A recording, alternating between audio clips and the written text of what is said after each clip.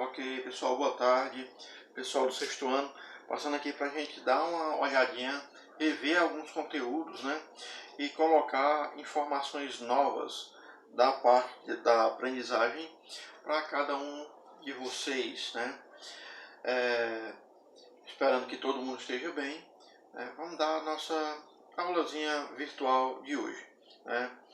Não sei se vocês lembram, né? Nós já vimos aqui ditongo, tritongo e hiato.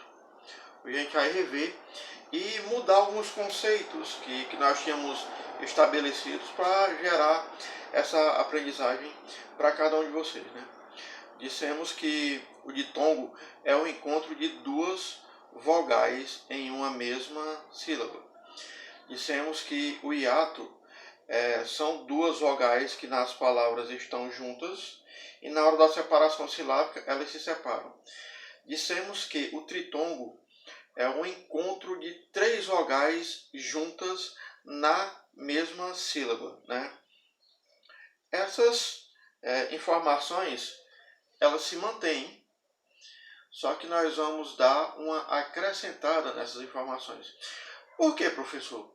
Bom, pelo seguinte, a informação básica é essa, para você fixar o conteúdo. Só que com o passar do tempo, né, essas informações elas têm que ser remanejadas. Por quê? Há um tempo atrás, há umas 2, 3 semanas atrás, quando nós vimos esse conteúdo, nós estávamos falando de vogais. Só que agora nós vamos dividir esse assunto.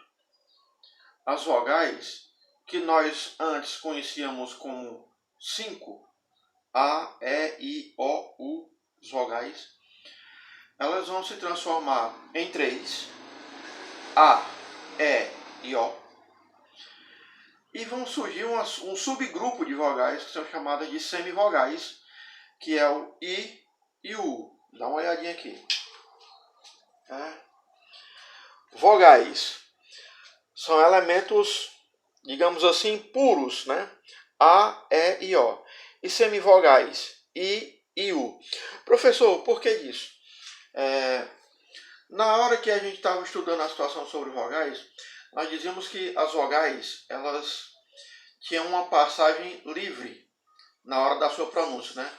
Então, quando você diz a vogal a sua boca abre completamente e sai o som da vogal.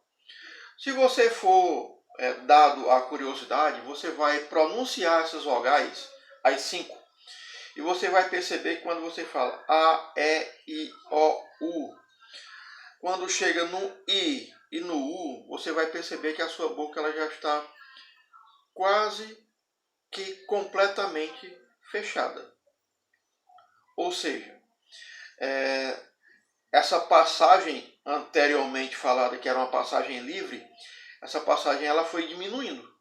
Já não é tão livre quando você pronuncia a palavra A, que a sua boca está completamente aberta. Então, o que é que vai acontecer?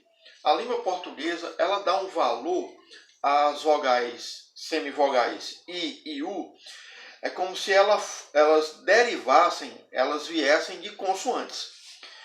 O I seria a consoante J e o U seria a consoante V. Com a evolução da língua, né, que a nossa língua portuguesa ela deriva do latim, veio do latim, essas consoantes foram se tornando vogais ao longo do tempo. Pronúncias, erros, acertos, essas vogais, essas consoantes foram se tornando vogais. Então é como se ela tivesse essa passagem razoavelmente livre, digamos assim. Antes era uma consoante, agora é uma vogal, então ela se tornou meio que mestiça a mistura dela. Não sei se deu para vocês entenderem, né? Então, agora nós vamos começar a ver essa disciplina de ditongo, tritongo e hiato de maneira diferente. O que seria o ditongo, professor? Seria um encontro de uma vogal pura com uma semivogal. O que seria um hiato, professor?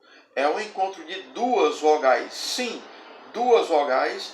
E como elas não podem ficar na mesma sílaba juntas, elas se separam mediante uma separação silábica. Professor, o que seria um tritongo? É o encontro de uma vogal mais duas semivogais em uma mesma sílaba.